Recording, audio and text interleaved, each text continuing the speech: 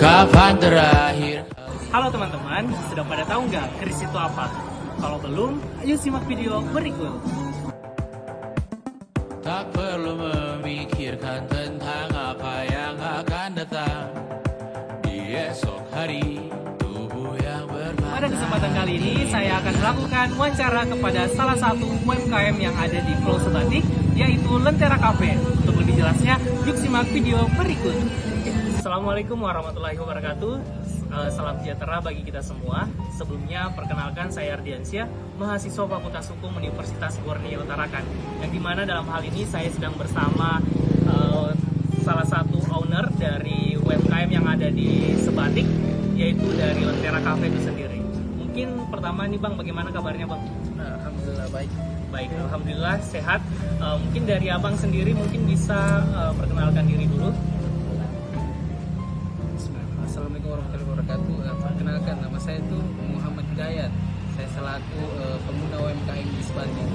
Oke, jadi adapun tujuan kita malam hari ini yaitu untuk mewawancarai salah satu UMKM yang ada di Pulau Sebatik dalam hal penyusunan penelitian, yaitu efektivitas prinsip keadilan hukum dalam biaya layanan merchant, diskon rate kris pada UMKM itu sendiri. Baik, mungkin kita langsung masuk saja di sesi pertanyaan ataupun sesi wawancara kita pada malam hari ini. Mungkin yang pertama, untuk pertanyaan yang pertama yaitu apakah dari Lentera Cafe ini sendiri menggunakan sistem pembayaran kris, Bang? Bagaimana, Bang? Betul sekali, kita di Lentera Cafe itu menggunakan sistem pembayaran QRIS. Oke, jika iya, apa sih yang menjadi alasan dari UMKM dari Lentera Cafe ini sendiri untuk menggunakan sistem kris itu sendiri? Alasan Lentera Cafe menggunakan QRIS itu karena lebih mempermudah pembayaran. Oke, untuk pertanyaan kedua, bagaimana dari sistem pembayaran kris yang dilakukan UMKM bisa membantu sistem penjualan menjadi mudah? Mungkin bisa dijelaskan nih Bang.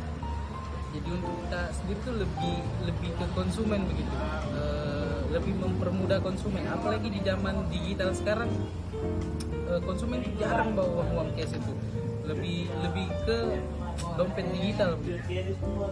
Oke, berarti ini lebih memudahkan karena kita juga tanpa menyediakan uang kembalian ya begitu. Oke.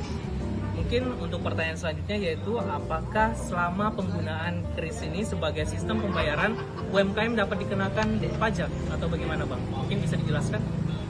Jadi selama kita menggunakan QRIS belum ada sedikit pun kita terkena pajak, maupun dari kitanya maupun dari konsumennya itu belum ada sedikit pun. Belum ada ya. Oke. Berarti sekian persen mungkin dari beberapa orang ketahui ini bahwasannya ada beberapa sekian persen yang dapat dikenakan dari kris itu sendiri. Kalau dari Abang sendiri, apakah memang benar-benar tidak ada atau justru ada sekian persen yang kemudian timbul tetapi ini tidak menjadi suatu masalah? Mungkin bisa dijelaskan. Kalau potongan itu saya ingat saya tuh dia tergantung aplikasi yang kita gunakan. Mungkin e-wallet yang kita gunakan itu kayak misalkan kita pakai banking nih, kita QRIS mungkin tidak ada potongan, sedangkan yang merasa ada potongan itu yang menggunakan kayak aplikasi-aplikasi kayak Dana, aplikasi kayak Gojek gitu. Nah, oke, mungkin seperti itu ya. Untuk selanjutnya pertanyaan terakhir sebagai penutup nih Bang, bagaimana sih pendapat Abang ataupun saran dari Abang dalam penggunaan UMKM sebagai pengguna sistem pembayaran kris untuk kemajuan dari UMKM itu sendiri? Mungkin bisa disampaikan Bang. jadi untuk saran kita yang sebagai UMKM itu sistem pencairannya begitu.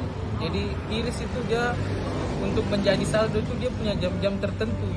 Jadi sedangkan kita yang di UMKM yang di pelosok-pelosok begini butuh uang cash untuk pembelanjaan karena tidak semua di setiap toko itu bisa melakukan transfer atau melakukan QRIS. Jadi kita butuh dana cash begitu.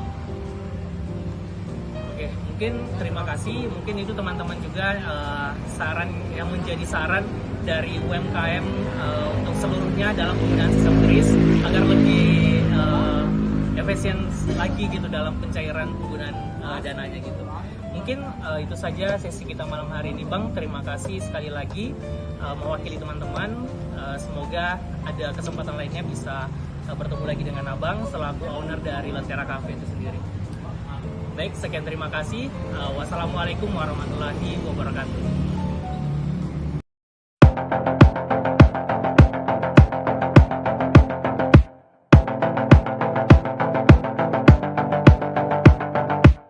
Kapan terakhir kali kamu dapat tertidur tenang?